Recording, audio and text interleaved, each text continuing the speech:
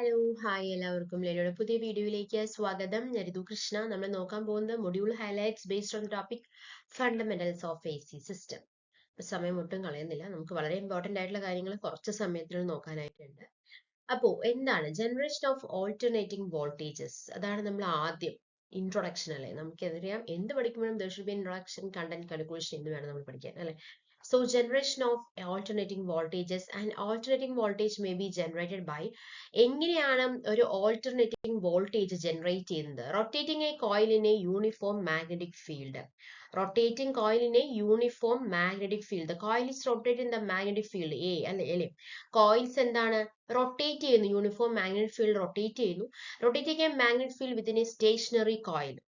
And rotating magnetic field stationary കോയിലിൽ ഒരു coil rotate ചെയ്യും. മാഗ്നറ്റിക് ഫീൽഡിന് അറൌണ്ട് ആയിട്ട് സ്റ്റേഷനറി കോയിൽ റൊട്ടേറ്റ് ചെയ്താലും എന്താണ് rotating a magnetic field within a stationary coil also generate an alternating voltage. Equation of alternating voltage എന്ന് പറയുന്നത് is equal to Em sin omega t ആണ്, where E is the instantaneous voltage at any time t and Em is the maximum value of alternating voltage and omega is the angular velocity of the coil. Okay, then fundamentals of AC. നമുക്കറിയാം fundamentals of A C എന്ന് പറയുമ്പോൾ A C also known as A wave shape is the shape of the curve obtained by plotting the instantaneous value of voltage or current in y axis or x axis. അതല്ലേ അതിൽ എന്താ പറയുന്നത്, വോൾട്ടേജോ കറണ്ടോ X ആക്സിസിൽ നമ്മൾ vary ചെയ്യുന്നത്, mention ചെയ്യുന്നത് എങ്ങനെയാണ്, wave ഫോമിലാണ് നമ്മൾ റെപ്രസെന്റ് ചെയ്യുന്നത് അല്ലെ. ഇതൊരു സൈക്കിൾ ആണ് അല്ലെ. ഇത് ഇവിടെ നിന്ന് സ്റ്റാർട്ട് ചെയ്യുന്നു, ഇവിടെ നിന്ന് എൻഡ് ചെയ്യുന്നു. This is the one cycle and the second cycle and third cycle and the fourth cycle. So ഇതാണ് വോൾട്ടേജും കറണ്ടും നമ്മൾ മെൻഷൻ ചെയ്യുന്നു. എന്താ ടൈം പീരീഡ് എന്ന് പറയുമ്പോൾ ഒരു സൈക്കിള് കംപ്ലീറ്റ് ചെയ്യാൻ എടുക്കുന്ന സമയമാണ് ഒരു ടൈം പീരീഡ് എന്ന് പറയുന്നത്. അത് ഞാൻ ഡിനോട്ട് ചെയ്യുന്ന ടി വെച്ചിട്ടാണ് അതിന്റെ യൂണിറ്റ് എന്ന് പറയുന്നത് സെക്കൻഡ്സ് ആണ്. Phase difference is use to describe the difference. ഡിഗ്രീസിൽ വരുന്ന ഫേസിൽ എന്തെങ്കിലും ഡിഫറൻസ് വരണമെങ്കിൽ അതാണ് ഫേസ് ഡിഫറൻസ് എന്ന് പറയുന്നത് അല്ലെ, അറിയാലോ.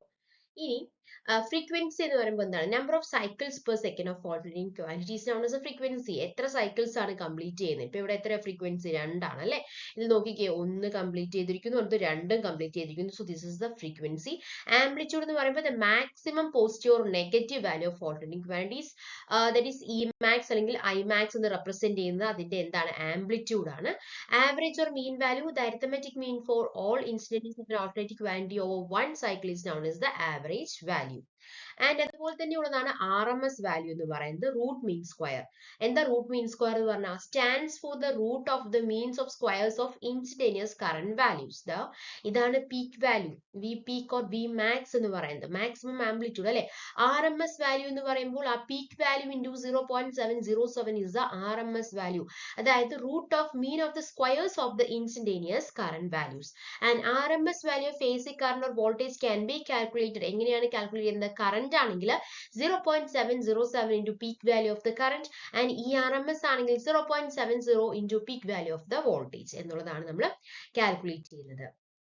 ഇനി സൈക്കിൾ എന്ന് പറയുമ്പോൾ എന്താണ്, an alternating quantity either voltage or current when complete one set of positive and negative values അല്ലെ. ഒരു സെറ്റ് ഓഫ് പോസിറ്റീവ്സും ഒരു സെറ്റ് ഓഫ് നെഗറ്റീവ് വാല്യൂസും കംപ്ലീറ്റ് ചെയ്യുമ്പോൾ അത് ഒരു വൺ സൈക്കിൾ ആയിട്ടാണ് കണക്കാക്കുന്നത്. That is 360 electrical degree. Instantaneous value, the value of alternating quantity at any instant. ഓരോ ഇൻസ്റ്റന്റിൽ ഇവിടെയുള്ള ഒരു ക്വാണ്ടിറ്റി എത്രയാണ്, അതാണ് അതിന്റെ ഇൻസ്റ്റന്റേനിയസ് വാല്യൂ എന്ന് പറയുന്നത്. ഫോം ഫാക്ടർ എന്ന് പറയുമ്പോൾ the ratio of R M S value to the average value ആണ് ഫോം ഫാക്ടർ എന്ന് പറയുന്നത് of an alternating quantity. So form factor എന്താണ്, √2/Vm, ദാറ്റ് ഈസ് 2Vm എന്ന് വരിക. അപ്പൊ form factor is equal to pi Vm by, ഇതാണ് പഠിച്ചു വെക്കേണ്ട. ഫോം ഫാക്ടർ എന്ന് പറയുന്നത് 1.11 is the form factor of alternating quantity and peak factor is 1.414. Okay, peak factor is the ratio of maximum value to the RMS value. Maximum value to the RMS value. Maximum value Vm and RMS value is Vm by √2. That is the peak factor, that is √2, which is equal to 1.414. Okay. അടുത്തത് comparison ആണ്, pure resistance, pure inductance and pure capacitance in AC circuit. അപ്പോൾ അതിന്റെ resistance നമുക്കറിയാം, resistance ആണ് oppose ചെയ്യുന്നത്, inductive reactance, capacitive reactance. അതിന്റെ formula എന്താണ്, R is equal to V by I ആണ്, XL is equal to 2πfL, X is equal to 1/2πfC. അല്ലെ formula. Frequency dependent എന്ന് പറയുന്നത് pure resistance is independent and ഇൻഡക്റ്റൻസിന്റെ കേസിൽ frequency കൂടുന്നു അല്ലെ. അതുപോലെ തന്നെ കപ്പാസിറ്റൻസിന്റെ കേസിൽ ഫ്രീക്വൻസി എന്ന് പറയുന്നത് ഡിക്രീസസ് വിത്ത് ഫ്രീക്വൻസി. ഇത് കപ്പാസിറ്റൻസസ് ഡിക്രീസസ് വിത്ത് ഫ്രീക്വൻസി, പക്ഷെ പ്യുവർ ഇൻഡക്റ്റൻസ് ഇസ് ഡയറക്ട്ലി ഇത് അവിടെ കൊടുത്തിട്ടുണ്ട് അല്ലെ. X L is directly proportional to the frequency and X C എന്ന് പറയുന്നത് inversely proportional to the frequency ആണ്. ഓക്കെ, ഇനി phase relationship voltage and current എന്ന് പറയുന്നത് രണ്ടും ആർ ഇൻ ഫേസ് ആയിരിക്കും പ്യുവർ റെസിസ്റ്റൻസിൽ. പക്ഷേ പ്യുവർ ഇൻഡക്റ്റൻസിൽ voltage leads current by 90 degree, current lead voltage by 90 degree ആണ് എന്താ പ്യുവർ കപ്പാസിറ്റൻസിന്റെ കേസിൽ. ആൻഡ് ഇതിൽ വരുന്നത് VRMS P is equal to VI എന്ന് zero energy stored by energy release ചെയ്യുന്ന സ്റ്റോർ. ഇപ്പൊ power dissipation is zero as in the case of pure inductance and pure capacitance. ഇതുപോലത്തെ ഒരുപാട് കമ്പാരിസൺ ആണ് നമ്മൾ നോക്കാനായിട്ട് പോകുന്നത്. അതുപോലെ തന്നെയാണ് സ്റ്റാർ കണക്ഷനും ഡെൽറ്റ കണക്ഷനും. നമുക്കറിയാം അതിന്റെ ഷേപ്പ് എന്ന് പറയുന്നത് സ്റ്റാർ ആണെങ്കിൽ ഒരു വൈ ഷേപ്പ് സെൻട്രൽ ജംഗ്ഷൻ ആണ് വരുന്നത് അല്ലെ. ട്രയാങ്കിൾ ക്ലോസ് ലൂപ്പ് ആണ് ഡെൽറ്റ കണക്ഷൻ വരുന്നത്. നമ്പർ ഓഫ് വയേഴ്സ് എന്ന് പറയുന്നത് 3 ഫേസും ഉണ്ട്, ഒരു ന്യൂട്രലും ഉണ്ട്. അങ്ങനെ 4 വയേഴ്സ് ആണ്. ഇവിടെ 3 വയേഴ്സ് മാത്രമാണ് വരുന്നുള്ളൂ. ഇനി എന്താണ് line voltage VL is equal to √3 VP and VL is equal to VP as in the case of phase voltage. Line voltage phase വോൾട്ടേജിന് ഈക്വൽ ആണ് ഡെൽറ്റ കണക്ഷനിൽ. ഇനി ലൈൻ കറണ്ട് ആണെങ്കിൽ ഫേസ് കറണ്ടിന് ഈക്വൽ ആണ് as in the case of star കണക്ഷനിൽ. എന്നാൽ delta കണക്ഷനിൽ നേരെ ഓപ്പോസിറ്റ് ആയിട്ടാണ് വരുന്നത് അല്ലെ. ഇൻസുലേഷൻ ലെവൽ ലോവർ ആണ് സ്റ്റാർ കണക്ഷനിൽ, ഹയർ ആണ് ഡെൽറ്റ കണക്ഷനിൽ. ഇനി coming to the electrical safety, നമ്മൾ എന്തൊക്കെ കാര്യങ്ങളാണ് നോക്കേണ്ടത്, അതായത് നമ്മൾ എന്തൊക്കെ do's and don'ts ആണ് നമ്മൾ ഇതിൽ നോക്കിയിരിക്കുന്നത്. wear proper protective equipment while performing the electrical contact task. ഒരു പ്രൊട്ടക്റ്റീവ് എക്യുപ്മെന്റ് വെച്ചിരിക്കണം എന്നുള്ളത്. ഇതെല്ലാം എന്തുണ്ടാവും, ഇലക്ട്രിക്കൽ KCB ഉള്ളവർക്കൊക്കെ ഉണ്ടാവും അല്ലെ. unplug the wires before repairing any electrical devices. check the contact points of electric circuits are enclosed. use one hand while working where the other hand may be placed at your side or in the pocket to avoid the chance of current passing through edges. use insulated materials to free from the fire hazard. don't try to modify any permanent connection of test equipment without the knowledge of the relevant supervisor. അതായത് അറിയാത്ത കാര്യങ്ങൾ ചെയ്യരുത് എന്നുള്ളതാണ് basic ആയിട്ടുള്ള ഒരു electrical safety. don't cross check the high voltage electric circuit which is not isolated. don't try to probe or fix electrical equipment with objects like pencils where metallic substance produces the electric shock. don't place any liquids near the switchboard. don't place the electrical equipment in a very cold place. അല്ലെ, ഇതാണ് do's and don'ts of electrical safety. Electrical shock എന്താണ് ശരിക്കും ഒരു shock എന്ന് പറയുന്നത് എന്താണ്, അതായത് നമ്മുടെ ശരീരത്തിലൂടെ ഇലക്ട്രിക് കറണ്ട് പാസ് ചെയ്യുന്നു, അതിനെ നമ്മൾ ഇലക്ട്രിക്കൽ ഷോക്ക് എന്ന് പറയാം അല്ലെ.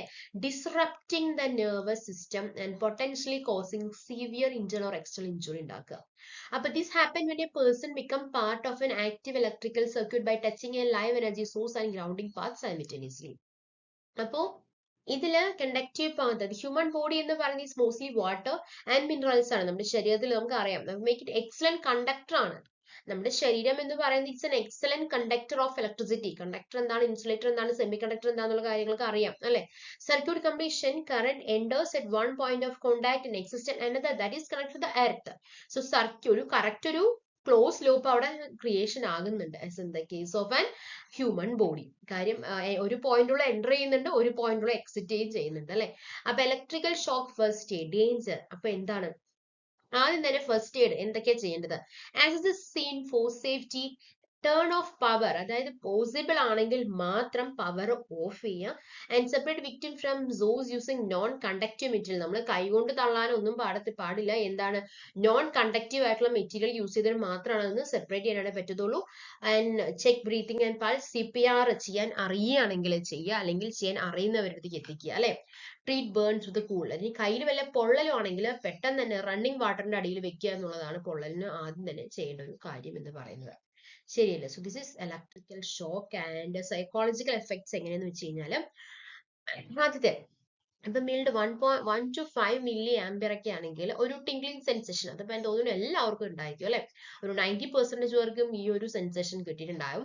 ഇനി moderate muscle freezing or painful Sparks and making it physically impossible let go of the wire. That is 10 to 20 milli ampere. This is 10 to 20 milliampere. And severe ആവുന്ന എപ്പോഴാണ്, 50 to 100 milliampere ആവുമ്പോഴാണ് ഇത് severe ആവുന്നത്. And foetal ആവുന്നത് 1000+ ആവുമ്പോൾ immediate cardiac അറസ്റ്റിന് വരെ happen ചെയ്യാനുള്ള ഒരു കാര്യമാണ് പോകുന്നുണ്ട്. അതുകൊണ്ട് അത് mild, moderate, severe and foetal. organ failure and deep tissue destruction. Okay. അപ്പോൾ ഇനി എന്തൊക്കെയാണ് ഒരു ബാറ്ററീസ് നമ്മൾ ഇൻസ്റ്റാൾ ചെയ്യുമ്പോൾ ശ്രദ്ധിക്കേണ്ട കാര്യങ്ങൾ? Safe battery installation require adequate ventilation, robust structural support and precise overcurrent protection to prevent dangerous thermal runaway, toxic gas buildup and electrical arcs.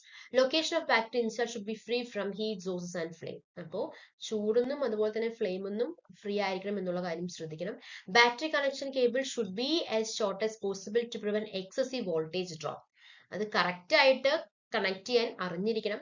Before connecting the battery the positive and negative poles must be carefully check അല്ലെ.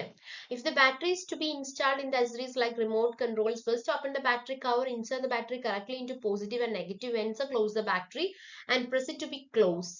Not exposes the battery to heat or flame എന്നുള്ളതാണ് പറയാനായിട്ടുള്ളത്. ഇതൊക്കെ എല്ലാവർക്കും അറിയുന്ന കാര്യം തന്നെയാണ്. And maintenance എന്ന് പറയുമ്പോൾ എന്താണ്, lead acid batteries must be operated under the right condition if they are to function properly. Regular maintenance is necessary in order to maintain proper condition as thus prolong the life of the battery. Battery should not be discharged beyond the minimum value of voltage, say 1.75 volt for 2 volt battery. Battery should not be kept under a discharge condition. ഒരുപാട് നേരം വെക്കാനായിട്ട് പാടില്ല എന്നുള്ളതാണ്. Battery should not be charged and discharged at a higher rate. It should be done as per the manufacturer instruction. The battery should be recharged as early as possible after discharge. Next. എന്താണ് solar cell? എന്താണ് അല്ലെങ്കിൽ photovoltaic cell എന്താണ്? അതൊരു electronic device ആണ്. Energy of ലൈറ്റിനെ എന്താണ് directly എന്താക്കി മാറ്റുന്നു, ഇലക്ട്രിസിറ്റി ആക്കി മാറ്റുന്നു by the photovoltaic effect, which is the physical and chemical phenomena. അതൊരു photoelectric cell defined as a device whose electrical characteristics current, voltage, resistance എന്ന് പറയുന്നത് എന്താണ്? ലൈറ്റ് തട്ടുമ്പോൾ എന്തിനൊക്കെയാണ് ചേഞ്ചസ് വരുന്നത്? Current, voltage and resistance. Solar cells എന്ന് പറയുന്നത് photovoltaic മൊഡ്യൂൾസിന്റെ ബിൽഡിംഗ് ബ്ലോക്സ് ആയിട്ടാണ് കണക്കാക്കുന്നത് അല്ലെ. Solar cells are the building blocks of photovoltaic modules, otherwise known as solar panels. And പിന്നെന്താണ് പറയുന്നത്, operation of a photovoltaic cell required 3 basic attributes ആണുള്ളത്. Absorption of light generating electron hole pairs, extraction, separation and separate extraction of those carriers to an external circuit. അപ്പോൾ ആ ഒരു 4 step photo voltaic process ആണെന്ന് പറഞ്ഞത് 4 സ്റ്റെപ്പാണ് ഉള്ളത്. ആദ്യത്തെ photon absorption, രണ്ടാമത്തെ ചാർജ് ജനറേഷൻ, മൂന്നാമത്തെ charge separation, then electrical extraction. അപ്പോൾ light energy hits the cell surface, കണ്ടോ, ഫോട്ടോൺ അബ്സോർപ്ഷൻ, പിന്നെ ചാർജ് അവിടെ ജനറേറ്റ് ചെയ്യുന്നുണ്ട്. Photon knocks silicon electrons to free, then charge separation സംഭവിക്കുന്നു. Internal electric fields separate the charges, then moving electrons create usable electricity. So these are all about the photovoltaic process. Then to determine the total number of cells required for a given power requirements, we should calculate the total energy required. അപ്പോൾ എത്ര number of cells ആണ് നമുക്കൊരു given പവറിന് ആവശ്യമുള്ളതെങ്കിൽ ആദ്യം നമുക്ക് total energy എത്രമാത്രം ആവശ്യമെന്ന് ആദ്യം കാൽക്കുലേറ്റ് ചെയ്യണം. Then determine the series cells for voltage and parallel cell for the capacity and calculate the total number of cells. ഇങ്ങനെയാണ് നമ്മൾ എങ്ങനെ ഡിറ്റർമൈൻ ചെയ്യുക total number of cells required for a given power requirement. അതായത് how much power your device need for how long, എത്ര power ആവശ്യമുണ്ട്, എത്ര നേരത്തേക്ക് ആവശ്യമുണ്ട്, ആ ടോട്ടൽ എനർജി നമ്മൾ കാൽക്കുലേറ്റ് ചെയ്യണം.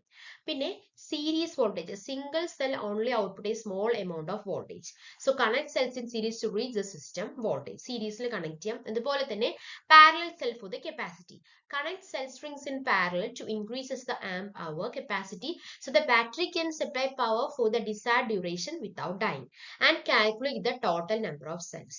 Okay, the number of series cells with the number of the parallel cells to calculate the total number of the cells. Then എങ്ങനെ നമുക്ക് ഡിറ്റർമൈൻ ചെയ്യാം, അങ്ങനെയാണ് നമ്മൾ total number of cells require given power requirements അങ്ങനെ നമ്മൾ determine ചെയ്യുന്നുണ്ട് total number of cells. So നമ്മൾ basics ആയിട്ടുള്ള ഫണ്ടമെന്റൽസ് ഓഫ് എ സി, അതുപോലെ തന്നെ സേഫ്റ്റി, ഇലക്ട്രിക്കൽ ഷോക്ക് എന്താണെന്നുള്ള കാര്യങ്ങൾ എല്ലാം നമ്മൾ ഡിസ്കസ് ചെയ്ത് കഴിഞ്ഞായിരുന്നു. എടുത്തിട്ടുള്ള കാര്യങ്ങൾ നിങ്ങൾക്ക് മനസ്സിലായി അല്ലെങ്കിൽ ഉപകാരപ്പെടും, എനിക്ക് തോന്നുന്നു ഉപകാരപ്പെടലായിരിക്കും കൂടുതൽ വരിക. അതായത് ഒരു എക്സാമിന് തൊട്ട് മുന്നേ നോക്കുമ്പോൾ എന്തൊക്കെ കാര്യങ്ങളാണ് നമുക്ക് ജസ്റ്റ് ഒന്ന് നോക്കാനുള്ളത് എന്നുള്ള കാര്യങ്ങൾ നമ്മൾ എടുത്തിട്ടുണ്ട്. ഇതിന്റെ നമ്മൾ നോട്ട്സും നമ്മുടെ ആപ്പിൽ അവൈലബിൾ ആണ്. ഇതിന്റെ നിങ്ങൾ ഓരോന്നിന്റെയും ഡീപ്പായിട്ടുള്ള വീഡിയോസ്, എക്സ്പ്ലനേഷൻസ്, ഇക്വേഷൻസ് നിങ്ങൾക്ക് ആവശ്യമുണ്ടെങ്കിൽ നമ്മുടെ ആപ്പ് ഡൗൺലോഡ് ചെയ്താൽ മതി. ഓരോ ടോപ്പിക് വൈസ് നമ്മൾ വീഡിയോസ് എടുത്തിട്ടുണ്ട്, ഓരോ ടോപ്പിക് വൈസ് നമ്മൾ MCQ എടുത്തിട്ടുണ്ട്. ഇനി ഇതെന്താണ്, ഓരോ മൊഡ്യൂൾസ് ഹൈലൈറ്റ്സ് നമ്മൾ ആ ഒരു എക്സാമിന് ഓറിയന്റഡ് ആയിട്ട്, അതായത് ആ സിലബസ് ബേസ് ചെയ്തിട്ട് നമ്മൾ പ്രൊവൈഡ് ചെയ്യുന്നത്. സോ എടുത്ത കാര്യങ്ങൾ ഉപകാരപ്പെട്ടുവെങ്കിൽ നമ്മൾ സബ്സ്ക്രൈബ് ചെയ്യുക, സപ്പോർട്ട് ചെയ്യുക. Thanks for your time. ഇതുപോലത്തെ വീഡിയോസ് നമ്മൾ ഇനിയും സീരീസ് ആയിട്ട് നമ്മുടെ ചാനൽ നമ്മൾ അപ്ലോഡ് ചെയ്യുന്നതായിരിക്കും. നമ്മുടെ ചാനലിലും അവൈലബിൾ ആയിരിക്കും. ആപ്പിൽ എല്ലാ വീഡിയോസും സിസ്റ്റമാറ്റിക് ആയിട്ട്, അതായത് കറക്റ്റ് സിലബസ് ബേസിൽ അവൈലബിൾ ആയിരിക്കും കേട്ടോ. ബൈ.